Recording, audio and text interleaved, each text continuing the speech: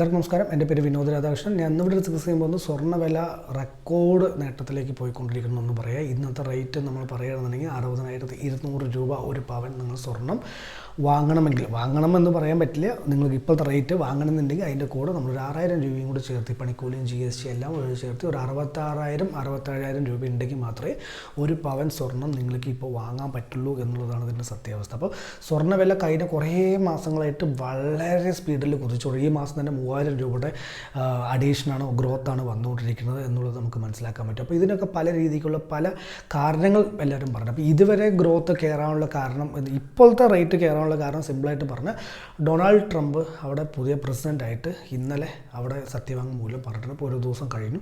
അപ്പോൾ അതുകൊണ്ട് ഉണ്ടാക്കുന്ന ഇമ്പാക്റ്റുകൾ, ഒരു രാജ്യത്തുള്ള ഭരണം മാറുന്ന സമയത്ത് റിഫ്ലക്റ്റ് ആവുന്ന ഒരുപാട് കാര്യങ്ങൾ. ഇപ്പോൾ നമ്മൾ ഇന്ത്യയിലെ തന്നെ പ്രധാനമന്ത്രി വീണ്ടും കണ്ടിന്യൂ ചെയ്യുന്നു എന്ന് പറയുമ്പോൾ തന്നെ നമ്മുടെ സെൻസസൊക്കെ കയറിയ റേഞ്ച് എന്ന് പറഞ്ഞാൽ വളരെ ഹൈ ആയിട്ട് റേഞ്ച് 400 സീറ്റിന് മുകളിൽ കിട്ടും എന്നുള്ളത് ഒരു പ്രതീക്ഷയിൽ കയറിയ സെൻസസ് 400 സീറ്റ് വന്നില്ല എന്ന് പറഞ്ഞ സമയത്ത് സെൻസസ് താഴേക്ക് പോയിട്ടുള്ള സാഹചര്യം നിങ്ങൾ മാർക്കറ്റൊക്കെ അനലൈസ് ചെയ്ത് നിങ്ങൾക്ക് മനസ്സിലാക്കും. അതുകൊണ്ട് തന്നെ പല രാജ്യങ്ങളുടെ, അതായത് എല്ലാ രാജ്യങ്ങളുടെയും ഭരണം മാറുന്ന സമയത്ത് ഇങ്ങനത്തെ ചേഞ്ചസ് ഒന്നും വരില്ല.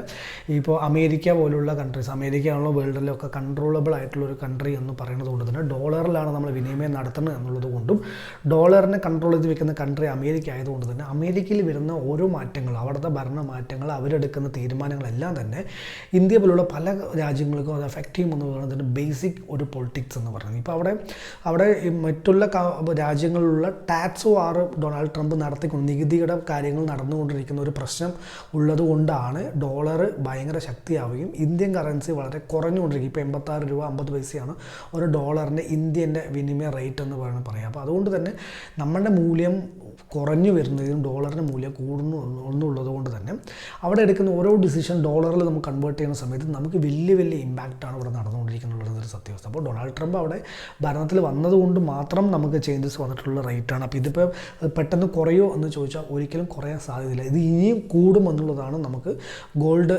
ജ്വല്ലേഴ്സ് എന്നുള്ളത്, ഗോൾഡ് മാനുഫാക്ചേഴ്സിൻ്റെ ഒക്കെ ഭാഗത്ത് നമുക്ക് മനസ്സിലാക്കാൻ സാധിച്ചിട്ടുള്ളത് തന്നെ. അപ്പോൾ ഇതിന് മുമ്പ്, ഇപ്പോൾ ഡൊണാൾഡ് ട്രംപ് ഇപ്പോഴാണല്ലോ വന്നത്, ഇപ്പോൾ ഇതിന് മുമ്പ് എങ്ങനെ ഗോൾഡ് റേറ്റ് കൂടി എന്ന് വിചാരിച്ചത്, അതിന് ഒരു സ്പെസിഫിക് ആയിട്ട് റീസൺ എന്ന് പറയുന്നത് ചൈനയിൽ അവിടെയുള്ള സ്ത്രീകൾ സ്വർണ്ണ ആഭരണത്തിലേക്കുള്ളൊരു കമ്പം. മുമ്പ് ഇന്ത്യൻസ് ആണ് ഏറ്റവും കൂടുതൽ സ്വർണ്ണ ആഭരണങ്ങൾ അണിയുന്ന ഒരു കോൺസെപ്റ്റ് ഉള്ളതുകൊണ്ടാണ് ഇന്ത്യയിൽ ഏറ്റവും കൂടുതൽ സ്വർണം സെയിലാവണതും ഏറ്റവും കൂടുതൽ ഗോൾഡ് ഹോൾഡ് ചെയ്ത് വെച്ചിരിക്കുന്നതും ഇന്ത്യയിലുള്ള വുമൻസാണ്. അതായത് ഗോൾഡ് ഓർണമെൻറ്റ്സ് ആണ് ഏറ്റവും കൂടുതൽ ഹോൾഡിങ്സ് ആയിട്ട് വെച്ചിട്ടുള്ളത്, അല്ലെങ്കിൽ അസറ്റായിട്ട് ക്രിയേറ്റ് ചെയ്ത് വെച്ചിട്ടുണ്ട്. എന്താ പറഞ്ഞാൽ നമ്മളെപ്പോഴും ഗോൾഡ് ഒരു സൂപ്പർ അസറ്റ് ഇല്ലെങ്കിൽ ലിക്വിഡ് അസറ്റായിട്ട് കണക്കാക്കുന്നതുകൊണ്ട് തന്നെ എല്ലാവരും ഗോൾഡിലേക്കാണ് ഇൻവെസ്റ്റ് ചെയ്ത് വയ്ക്കുക. അപ്പോൾ ആഭരണങ്ങൾ ഏറ്റവും കൂടുതൽ ഇഷ്ടപ്പെടുന്ന ഒരു രാജ്യം ഇന്ത്യ ആയതുകൊണ്ട് തന്നെ ഇന്ത്യയിലാണ് ഏറ്റവും കൂടുതൽ ഗോൾഡ് സെയിൽ. അപ്പോൾ അതേപോലെ തന്നെ ചൈനയിലുള്ള സ്ത്രീകൾ സ്വർണ്ണ ആഭരണങ്ങളോട് വരുന്ന ഒരു കമ്പം, മുമ്പ് അവർക്ക് അങ്ങനത്തെ ഒരു സ്വർണ്ണത്തിനോട് വലിയ കമ്പങ്ങളൊന്നും ഉണ്ടായിരുന്നില്ല. ഇപ്പോൾ അവിടുത്തെ ആഭരണങ്ങൾ വന്ന സമയത്ത് സ്വാഭാവികമായിട്ട് കുറേ അവിടുത്തെ സെയിൽസ് കൂടുന്ന സമയത്ത് സ്വർണ്ണത്തിന് ഡിമാൻഡ് എന്ന് പറഞ്ഞാൽ സ്വർണ്ണം എന്ന് പറയുന്നത് ഏലിയൻ മെറ്റലാണ്. അതുകൊണ്ട് നമുക്കത് ക്രിയേറ്റ് ചെയ്യാൻ പറ്റില്ല, ഉള്ളതിന് വെച്ചിട്ട് തന്നെ ക്രിയേറ്റ് ചെയ്യണം എന്നുള്ളതുകൊണ്ട് റീസൈക്ലിംഗ് ആണ് നടന്നുകൊണ്ടിരിക്കുന്നത്. തന്നെ ഡിമാൻഡ് കൂടും. എന്താ പറയുക, നമുക്ക് ആ സാധനം കിട്ടാനില്ല എന്ന് പറയുമ്പോൾ സ്വാഭാവികമായിട്ട് ഡിമാൻഡ് കൂടും എന്നുള്ളത് തന്നെ ഇവിടെ സംഭവിച്ചു. അപ്പോൾ വാങ്ങാൻ ആൾക്കാർ കൂടുതലും ഗോൾഡ് ഒരു അസറ്റായിട്ട് കണ്ടുകൊണ്ട് ഇൻവെസ്റ്റ്മെൻറ്റ്സും ഒക്കെ കൂടുതൽ അതിൽ ചെയ്യുന്നത് കൊണ്ട് തന്നെ എല്ലാവരും ഈ വാങ്ങുന്ന ഗോൾഡ് മാർക്കറ്റിലേക്ക് കൊണ്ടുവരാതെ ഹോൾഡ് ചെയ്ത് വെക്കുന്നത് കൊണ്ട് തന്നെ ഗോൾഡിൻ്റെ ലഭ്യത കുറയുമ്പോൾ മാർക്കറ്റിൽ ഷോർട്ടേജ് വരുന്ന സമയത്ത് സ്വാഭാവികമായിട്ട് റേറ്റ് കൂടുന്നൊരു കോൺസെപ്റ്റ് തന്നെയാണ് ഇവിടെ സംഭവിച്ചുകൊണ്ടിരിക്കുന്നത്. അപ്പോൾ അതുകൊണ്ട് തന്നെ ഗോൾഡ് റേറ്റ് ഇനിയും കൂടുമെന്നല്ലാതെ കുറയാൻ ഒരു ചാൻസും തന്നെ ഇല്ല. അപ്പോൾ നമുക്കിത് രണ്ട് രീതിക്ക് യൂസ് ചെയ്യാൻ പറ്റുന്ന ഒരു കാര്യങ്ങളൊന്ന് പറയാം. നിങ്ങൾ ഗോൾഡ് സെല്ല് ചെയ്യുകയാണെങ്കിൽ ഈ സമയത്ത് ബെറ്റർ ടൈമാണ് ഗോൾഡ് സെല്ല് ചെയ്യാനുള്ളത് എന്നുകൊണ്ട് മനസ്സിലാക്കുക.